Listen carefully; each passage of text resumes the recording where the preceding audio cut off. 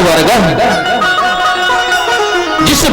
जिसकी भक्ति करने से, जिस भक्ति को करने से बोले अपवर्ग की प्राप्त हो जाए, उसे ही कहते हैं अहेतुकी भक्ति। अब आप कहेंगे महाराज अपवर्ग क्या होता है, तो सुन लीजिए, जहां पर पावर्ग ना हो उसे अपवर्ग कहते हैं। यहां बहुत सारे विद्यार्थी भी बैठे हैं। एक वर्ग में कितने अक्षर होते हैं? 5। तो पावर्ग में कौन कौन सा अक्षर हुआ? पहला पा। तो जब भगवान की कथा को सुनेंगे, निष्ठा से भक्ति करेंगे, तो बोले पा से पतन, उस जीव का पतन नहीं हो सकता है। फा से फलाशा, मन में फल की इच्छा ही नहीं रह जाएगी। और बा से बंधन, जब पतन नहीं होगा, फल की इच्छा नहीं होगी, तो बंधन किस बात का? बंधन तो तब होता है जब फल की इच्छा होती है, और जब पतन नहीं, फल की इच्छा नहीं, बंधन नहीं, तो भय भी किसी चीज का नहीं है। भासे भय। और इस संसार में आकर के जीव सबसे ज्यादा किस चीज से भयक्रांत रहता है? कोई बता सकता है? इस संसार में आकर के जीव सबसे ज्यादा किस चीज से डरता है? मृत्यु से, बहुत से। कोई मरना नहीं चाहता है। कोई मरना चाहता है? नहीं मरना चाहता है। और बहुत सारे ऐसे लोग भी होते, महाराज हम नहीं डरते, लेकिन जब सामने खड़ी हो जाती तो उनकी रूह कांप जाते हैं। लेकिन ये मृत्यु लोक है, मरना तो पड़ेगा, ये निश्चित है। परंतु जब आप भगवान की कथा को सुनेंगे, महाराज परीक्षित का क्या हुआ था? जो श्राप लगा था, मृत्यु का जो भय था, इस कथा को सुनकर के अभेद्य की प्राप्ति हो गई, दिव्य देह हो गई, वो तो मृत्यु से भय से ग्रसित बाहर हो गए, परे हो गए, उनका मोक्ष निश्चित हो गया। तो ये वो कथा है जो अपवर्ग की प्राप्ति कराती है। तभी तो कहा कि पतन फलासा बंद भय, मृत्यु जहां पर नाय, पाफा बाभा मारहित हो अपवर्ग कहाय। जिस स्थान पर, जिस जगह पर, जिस व्यक्ति के अंदर पावर्ग निकल जाए, अपवर्ग आ जाए, समझो उसको मोक्ष की प्राप्ति हो गई। बोलो जय श्री कृष्ण।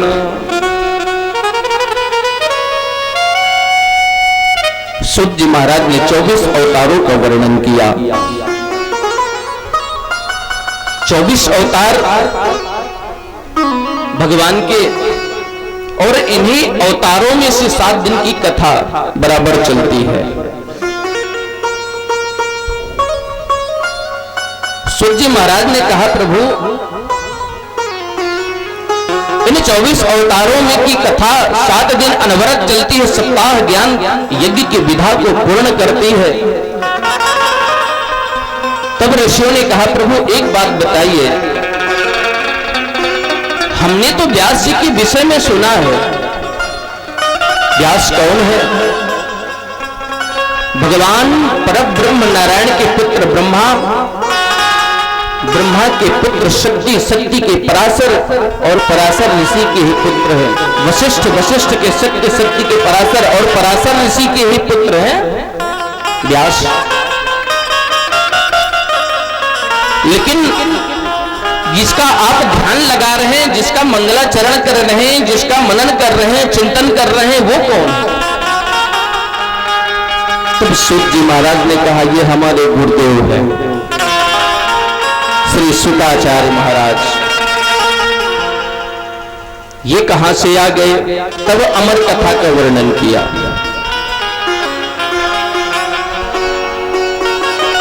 सूत जी महाराज कहते हैं, ऋषियों एक बार की बात है, नारद जी के मन में विचार आया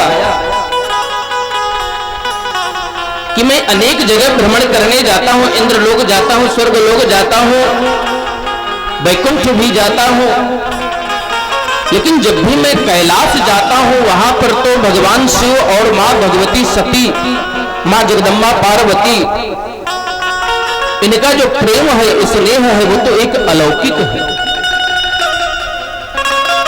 मैंने इंद्र और इंद्राणी में आपस में युद्ध करा दिया, लक्ष्मी और नारायण में करा दिया, ब्रह्मा और ब्रह्माणी में करा दिया, लेकिन शिव और पार्वती में कोई प्रभाव नहीं पड़ा। आज मुझे चलना चाहिए। देखिए, पहले समझने की बात तो यह है कि नारद जी हैं कौन। नारद जी को शास्त्र कहते हैं, पुराण कहते हैं कि नारदो देव दर्शनम,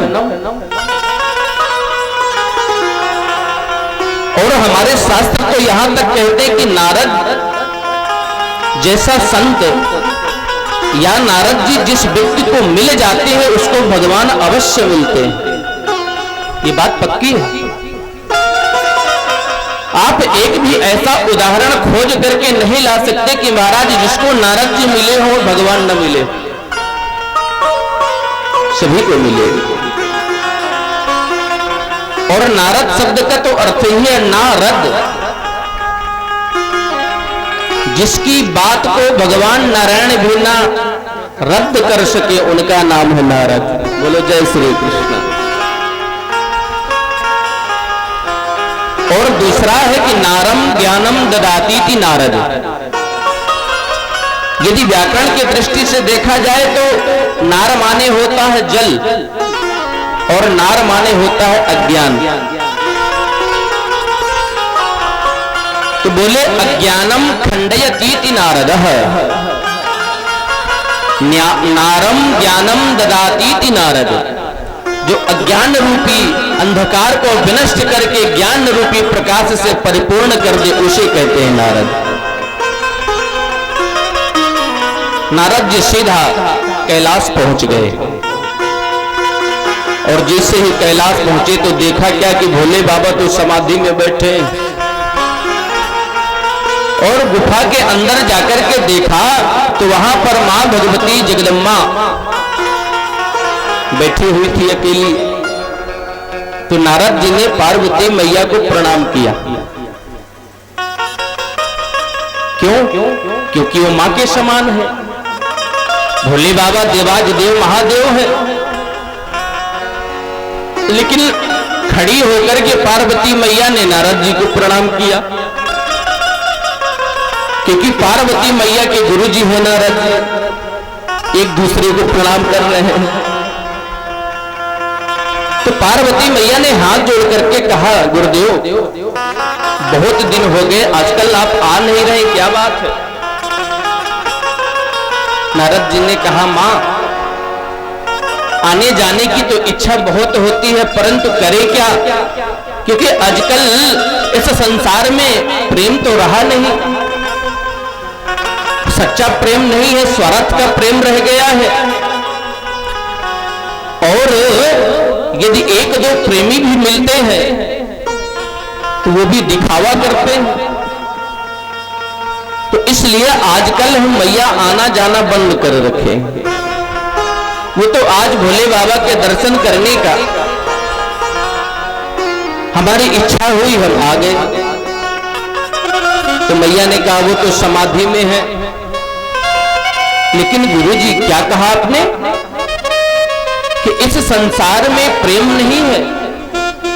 सुनो, हमारे भोले बाबा तो हमसे इतना प्रेम करते हैं, इतना प्रेम करते हैं कि समाधि में जिस झांकी का दर्शन करते हैं अपने इष्ट आराध्य का, सबसे पहले हमसे बताते हैं।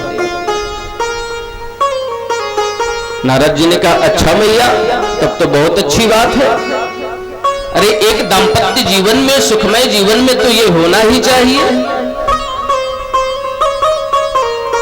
तो नारद जी ने धीरे से पूछ लिया मैया से, मैया जब इतना प्रेम करते हैं भोले बाबा तुमसे, तो ये भी बताया होगा कि गले में जो मुंड की माला पहनते हैं, उस माला में किसके मुंड लगे हैं? ये बताया? अब पार्वती मैया सर पकड़ के बैठ गई। गुरुजी प्रेम तो बहुत करते हैं लेकिन ये बात नहीं बताया।